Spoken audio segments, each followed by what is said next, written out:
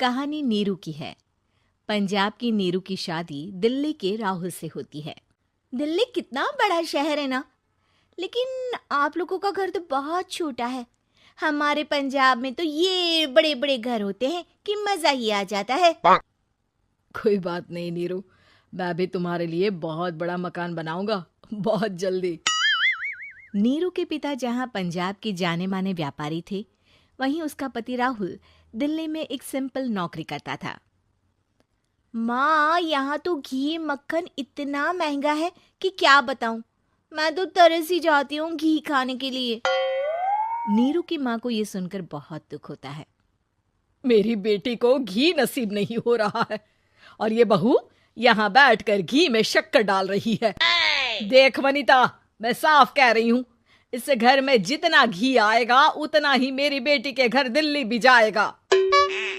अरे, ये क्या बात होती है माँ जी? बेटी का उतना ही करो जो अच्छा लगे। अब क्या मायके से घी और मक्खन तक की सप्लाई करोगी आप?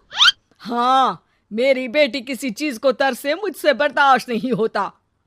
अब क्या था, नीरू के मायके में 2 किलो घी आता तो 2 किलो दिल्ली जाता नीरू के पास। एक दिन, माँ, बड़ी गर्मी पड़ती है दिल्ली में। इस घर में तो एक ही एसी है और वो भी ड्राइंग रूम में। सारा परिवार एक ही कमरे में सोता है। हाँ बेटा, वो तो हर घर की कहानी है। यहाँ भी एक ही एसी है। अरे बिल इतना आता है कि क्या बोलूं। तभी वहां राकेश आ जाता है।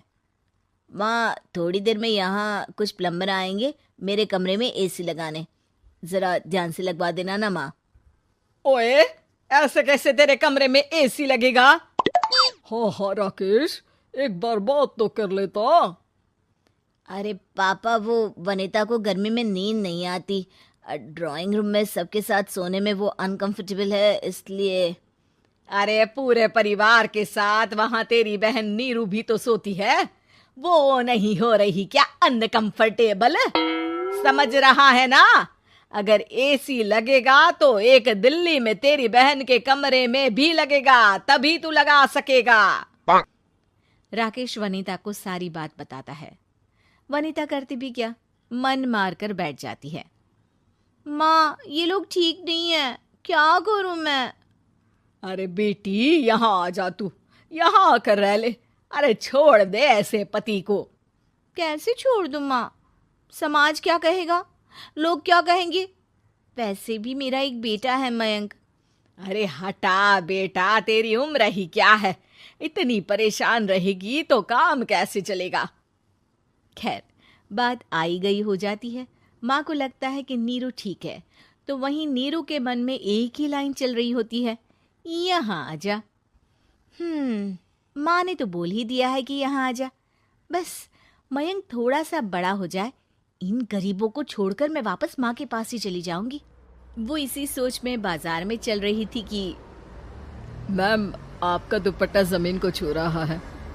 नीरू जैसे ही उस लड़की की तरफ देखती है, देखती ही रह जाती है। हाय रे, कितना सुंदर लड़का है ये। अब क्या हुआ? मैंने कहा आपका दुपट्टा। तो खुद ही उठाकर दे दो ना। लड़का समझ जाता है कि नीरू उस पर फिदा हो चुकी है। वो उससे उसका नंबर लेकर चला जाता है। अब क्या था, नीरू और रोहित में लगातार बातें होने लगती है। मैं हरियाणा का रहने वाला हूँ, यहाँ एक बड़ी कंपनी का मैनेजर हूँ। अच्छा, और कितने बच्चे हैं तुम्हारे? बच्चे? अरे मेरी तो शादी भी नहीं हुई है। तुम बताओ, शादी करोगी? नीरू शर्मा जाती है। अब लेकिन मैं तो पहले से ही शादीशुदा हूँ। मुझे फर्क नहीं पड़ता, बस तुम शादी कर लो। भाग चलते हैं, बहुत पैसे वाला हूं मैं, हमेशा खुश रखूंगा तुम्हें। नीरू रोहित से मिलकर सारा प्लान बना लेती है और फिर एक दिन घर से भाग जाती है। दोनों शादी कर लेते हैं। शादी के बाद, क्या बात है नीरू, तुम्हें परेशान सा देखता हूँ, सब ठीक तो है ना? हाँ हाँ, सब ठीक है।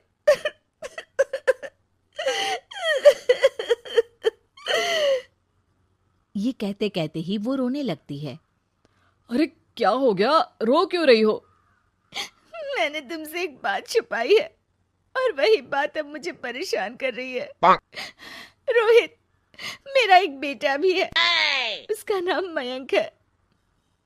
क्या बात कर रही हो? ये तुमने मुझे पहले क्यों नहीं बताया? देखो नीरू, मेरी माँ को मैंने ये नहीं बताया है कि तुम शादीशुदा हो। बच्चा मैं मैनेज नहीं कर पाऊंगा। नीरू को समझ में नहीं आता कि वो क्या करे। तुम उस बच्चे को अपनी माँ को क्यों नहीं दे देती? नीरू चुपके से माँ को फोन करती है। माँ, क्या मयंक को तुम रख सकती हो? बेटा, मैं राकेश के साथ बात करती हूँ। आखिर घर का बेटा वही है, जो वो बोलेगा। वैसे भी बेटा, तूने जो किया है ना, उसके बाद से पूरा घर तेरी बुराई कर रहा है। मैं भी अब किसी से तेरे लिए लड़ नहीं सकती।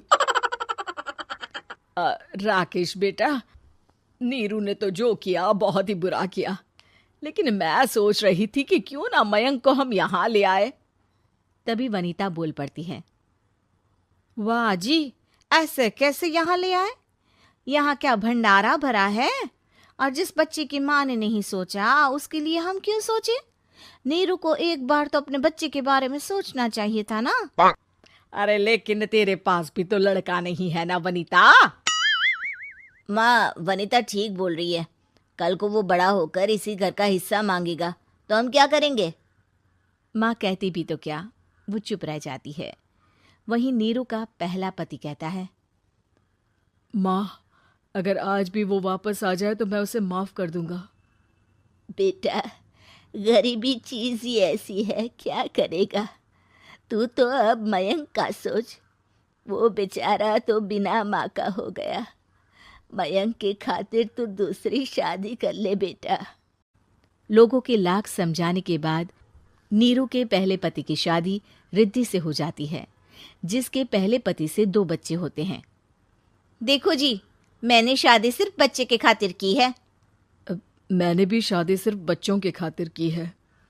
वहीं नीरू के दूसरे पति के मन में ये बात घर कर जाती है कि नीरू एक मासूम बच्चे को उसके खातिर छोड़ कर आई है। अब देखो नीरू, मुझे लगता है कि जो औरत अपनी कोख का बच्चा छोड़ सकती है, वो तो कुछ भी कर सकती है। कल को तुम्हें मुझसे अच्छा कोई मिल गया तो तुम तो मुझे भी बाय बाय कर दोगी ना। नीरू को अब उसका दूसरा पति ताने देना शुरू कर देता है।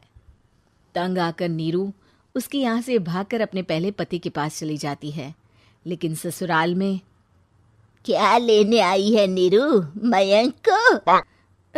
नहीं नहीं सासू माँ, मुझसे गलती हो गई, मुझे माफ कर दीजिए। नीरू, अब वक्त खत्म हो गया है, मेरी शादी हो चुकी है। तो छोड़ दो ना उसे, हमारा बच्चा है। मैं आपको अपनी माँ नहीं मानता। मेरी नहीं मान तो बात अच्छी है। नीरू मयंक की बात सुनकर समझ जाती है कि उसके पास अब ना आसमान रहा ना ही जमीन।